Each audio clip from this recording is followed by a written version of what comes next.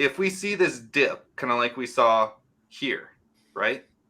And somebody who went into the auctions to buy these HSIs to truly flip it, because they're like, there's not going to be a lot. There's too many HSIs. Somebody's got to go in there and clean these up, right? Mm-hmm. They go in there and they want to make a couple quick bucks, right? They go in there, they get all these HSIs, they look at the ICOSA price, and they're like, oh, wow, there goes my profit, right? Because it's down, and it might be down for a few days. So what do I do now? I'm stuck with these HSIs. Boom. .com. Right now, what are the prices that we see on these HSIs on hexmarket.com and we see on OpenSea? The prices are insane, right? Mm-hmm. Like there's I don't know, there's like a $20 stake going for $264. But what if all of a sudden we see, oh, there's a 400 ETH one over there on the end. That one's wild. But what if all of a sudden this page goes from these 4 lonely HSIs to 1,000, and all of these HSIs are being sold for a 10% discount of what it would cost for you to make it? How many people would go on there and say, hey, I was about to make a stake, but let me just buy this. It's got a better T-share rate than I can get today. It's got a hex multiplier on it, or a hedron multiplier, like adoption amplifier. Right?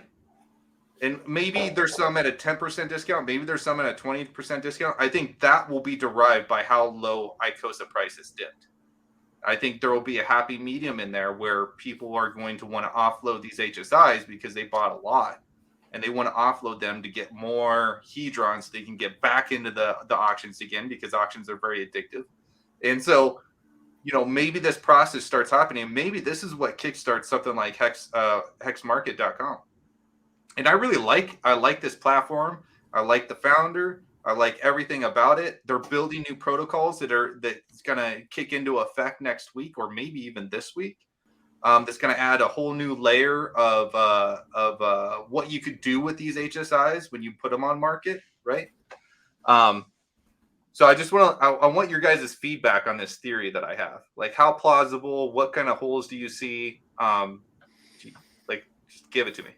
I think this the participation, just looking at a higher level of like how many people, I went on OpenSea, I bought NFTs and stuff like that before, and HSI related things. But how much percentage of the community actually knows how to even do that and make the trade-offs in their head of even going for doing that? I think it's a very small percentage. So that's why I'm like, yes, obviously the opportunity is there, but we have all kinds of ARB opportunities, like didn't you say like 2 days for the ICOSA dip? Was that how long it took? How was that not bought up super, super quick within a few hours? So that right there tells me, hey, there's not a lot of people actually looking at the next level of this stuff that's available for these type of prices. So that would just be my point, is like, I don't think a lot of people are looking at it. So even if there were 1,000 on there, I don't know. I think it would take some time, but what do you think, Graphics?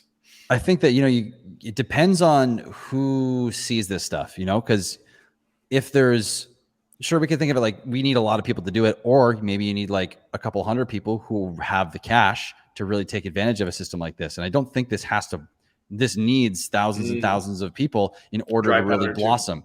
Yeah, you just need the people in the know to have the cash to be able to take advantage of this. And if you have the right eyes on a system like this, I think this could 100% be another avenue and another element to what you got to think about when approaching these auctions coming up. So I think I hadn't thought of this. This is great. I think there's going to be a play here for people. Yeah, the interesting part is the starting bids on these HSIs are very low. Like, it doesn't take a lot of dry powder. Shoot, if you've got some hex stakes, you can mint the amount of hedron you need to just go in and get one, right? Mm-hmm. And, when you're looking at, what is it, 2,500, 2,600 on the first day? It's wild. It's going to be wild. And there's going to be plenty of opportunity. Anybody who thinks they don't have enough scratch to go in and successfully bid on an HSI, you need to just show up and be ready. Just show up and be ready. That doesn't mean you have to actually go through with it and go ahead and purchase one of these, but just show up and look at the action that's going on.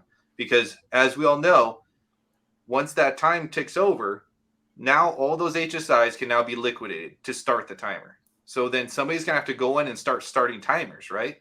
Mhm. And if somebody wants to go in and start all the timers at once, maybe they pay a ton of money in gas to make that happen, right? Mhm. And now you've got all those HSIs that auction's going to end on literally the exact same second. So then you're going to get this crazy bidding war in the last 5 minutes of that auction, where it's going to go back and forth and back and forth. And how many eyeballs are there going to be out there watching 2,500 HSI auctions ending at the exact same second? Like, there's going to be opportunity. There's going to be opportunity.